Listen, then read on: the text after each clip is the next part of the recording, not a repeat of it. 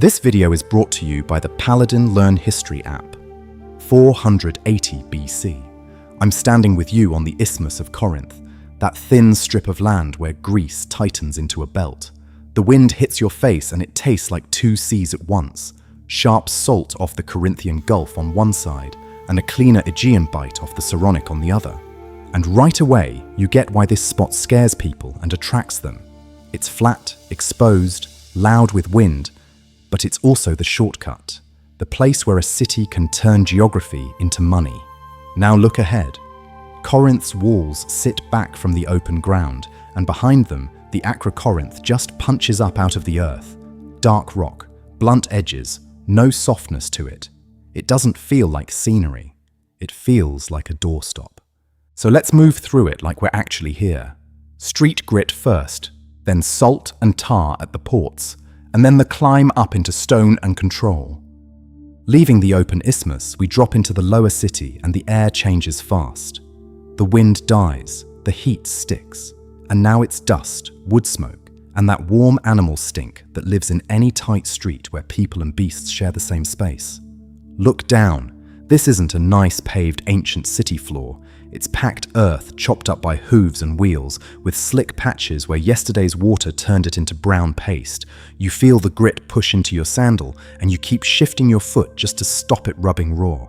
The lanes don't read like a clean grid.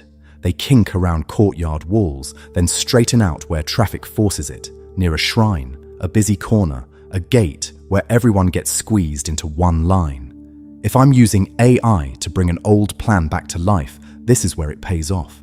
From above, you see the logic. Down here, you move by smell and noise. A doorway with kiln smoke, a spot where the hammering never stops.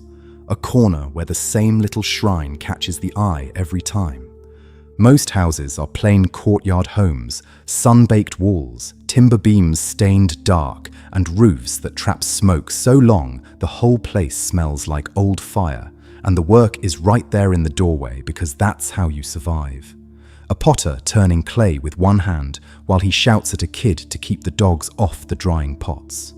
Next door, metalwork, short, sharp hits, then that little pause, while the smith leans in and reads the heat by colour. And everywhere, storage. Big clay jars tucked into shade, half buried to stay cool. Grain, oil, wine if you're lucky. Not wealth, just the stuff that keeps you fed if a shipment doesn't land or the market jumps overnight. Now watch the traffic in the lane. Donkeys stop dead like they own the street. Pack animals scrape past with panniers that stink of old fish and wet rope.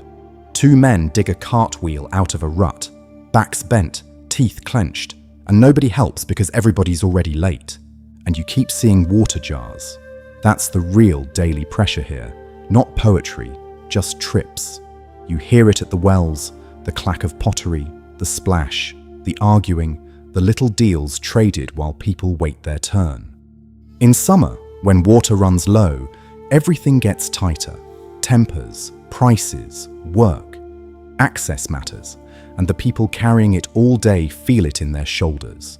And the street is mostly labour, apprentices, porters with rope-burned shoulders, women grinding grain until their arms shake, enslaved workers hauling loads that look one size too big for a human body, because the system doesn't care if it wrecks them as long as the jar gets moved. When people say Corinthian, they picture money and style. Down here, Corinthian is dust in your mouth and the constant push to keep up.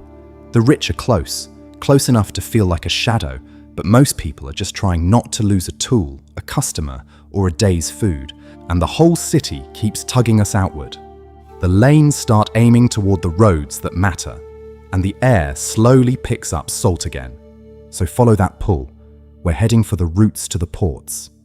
The road opens up as we leave the last tight lanes behind, and the air gets sharper.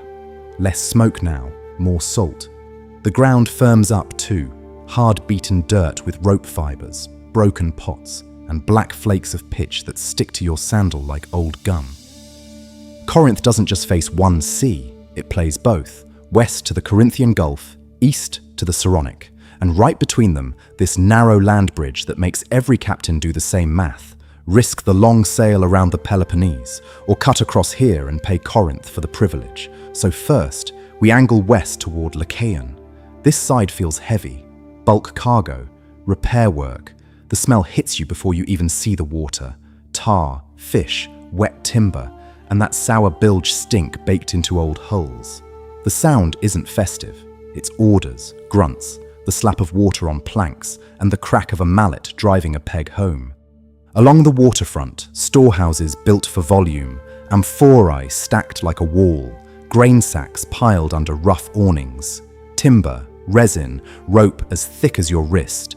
Nearby you'd expect ship sheds, plain, practical cover to keep holes out of the sun and keep work moving when the weather flips. Nothing here is for show. This is logistics. Now watch the people. A teamster arguing with a clerk over a tally mark.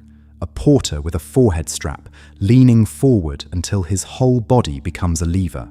Sailors sleeping in shade because the ship won't wait for comfort.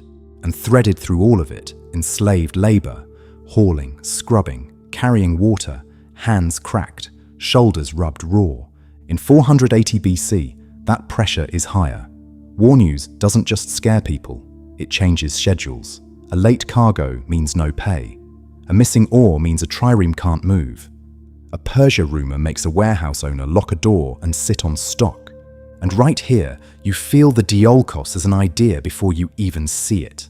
A prepared overland route across the isthmus, stone-built in places, used to shift loads, and in at least some cases to haul ships or parts of ships on wheeled cradles. How often full ships crossed is debated, and the day-to-day details are fuzzy. But the physical reality is easy to picture. Stone underfoot, worn smooth where traffic keeps grinding over it. Dust in your throat, the scrape of wood on stone. Men bracing their legs, hands on beams, shouting a rhythm to keep the load moving. This isn't clever engineering in the abstract. It's backs and rope and splinters. Because every mile you don't sail around the Peloponnese is time saved and risk avoided. Fewer storms, fewer pirates, fewer chances to lose cargo and drown with it. Now we shift east to Kenchreai. Different light, different wind. This harbour faces the Aegean routes and the traffic feels quicker. More island links, more small goods, more passengers trying to move before weather turns. Same working smells, pitch, brine, sweat, but a different mix of accents. And Corinth sits in the middle like a toll gate with two doors. Lechaion and Kenchreai aren't just ports, they're leverage. So when you hear Greek fleets gathering, don't picture speeches. Picture clerks counting, labourers straining, captains cursing the wind, and officials watching it all with narrow eyes.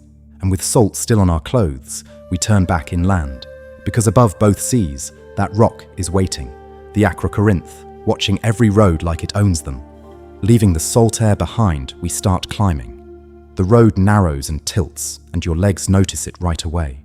The city noise drops off in layers, first the shouting, then the hammering, until it's mostly wind and the scrape of sandals on stone. Ahead, the Acrocorinth isn't a hill so much as a wall of rock that happens to have a top. Dark, steep, and blunt. Up close you see why it works. There's no elegant line to attack. It's just height and time and fatigue. The path winds because it has to. Switchbacks. Exposed stretches where you feel like a target. And as we climb, you start to sense the one thing a fortress always wants you to feel. You're being watched, even if you can't see who's doing it. This is where the defensive logic clicks. On flat ground, a city needs walls to make a boundary. Up here, the first wall is the cliff itself. The builders only have to harden the few places people can actually reach. Gates, narrow approaches, choke points where a handful of men can slow a crowd. And in 480 BC, that matters. When you hear that Persia's pushing into Greece, the question isn't just, can we fight? It's, if the low city gets hit, where do people run? A rock like this is insurance. Not a guarantee, but something to fall back to when everything else is smoke. Now, there's another reason this place gets fought over, and it's not glory, it's water. Peirene sits down in the city, and we'll get to it. But up here, water is survival. You don't hold a fortress because it's tall. You hold it because you can stay on it. Cisterns cut into rock, channels guiding runoff. A guarded point where a few men can decide who fills a jar and who doesn't. Picture a scare, war news on the road, people looking up at this height like it's the last dry ground in a flood. If you control the gates and the water, you control the crowd. And of course the top is sacred space too. Small sanctuaries, offerings, smoke in the wind. Not because it's mystical, but because the highest, most visible ground always turns into shared ground. Religion and power share the same address up here. Now come stand with me at the edge where the rock drops away. The view isn't just pretty, it's a map you can feel. To the west, the route toward Lechaion and the Corinthian Gulf. To the east, the lines that lead to Kenchreai and the Saronic. And right there, the Isthmus, narrow enough that you understand in one glance why Corinth can squeeze traffic like a hand around a throat. You can also see the roads, the little cuts in the terrain where carts prefer to roll, the places where a gate or a guard post would matter more than 1,000 speeches in an assembly. Merchants care because this view predicts profit. Generals care because this view predicts where an enemy can move. And up here, the air feels different, cooler, drier.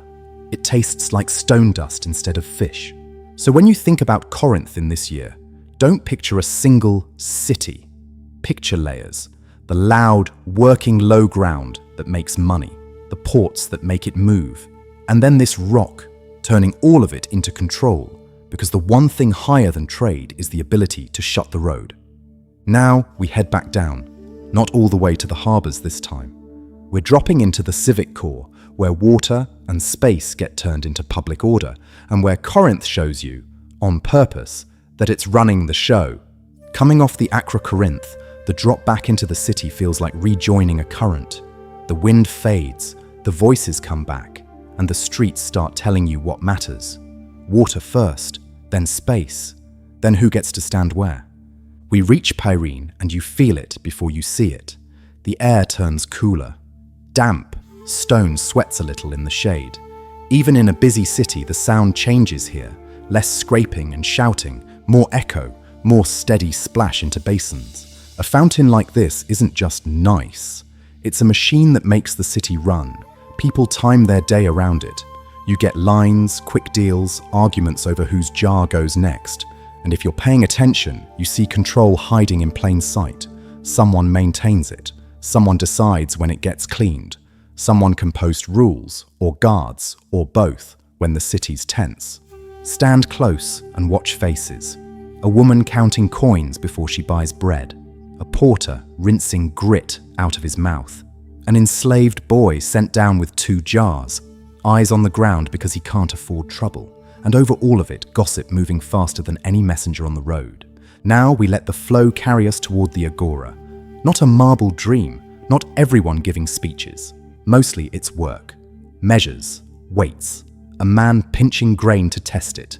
A seller swearing his oil's clean while a buyer sniffs for old dregs.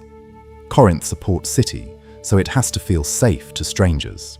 You can sense the effort in the little things. Standard weights, a clerk watching a scale, a loud argument that gets stopped fast because nobody wants a brawl to freeze the market. Look up and you still see display. Temples, stowers, clean facades funded by rich men who want their names attached to stone. But look down and you see the real maintenance. Sweeping, hauling water, shifting waste, setting up stalls, breaking them down again. Order isn't free, someone's carrying it. And in 480 BC, with war news in the air, that matters. If ships stop coming, wages vanish. So the center stays steady, even when everybody's listening for the next runner on the road. Leaving the fountain's cool shadow, the whole map snaps together. 2 seas, 2 harbors, 1 rock and 1 crowded heart, keeping it all moving. Corinth's power in 480 BC isn't a legend. It's salt air, tally marks, water jars, and stone roads, geography turned into daily routine, with everybody working under pressure. If you want, we can zoom in next on one piece of it, the Diolkos line, Lechaion's ship sheds, or the paths up Acrocorinth. So tell me which spot to rebuild in the comments, and click the next Reconstruction to see how another city handles the same war.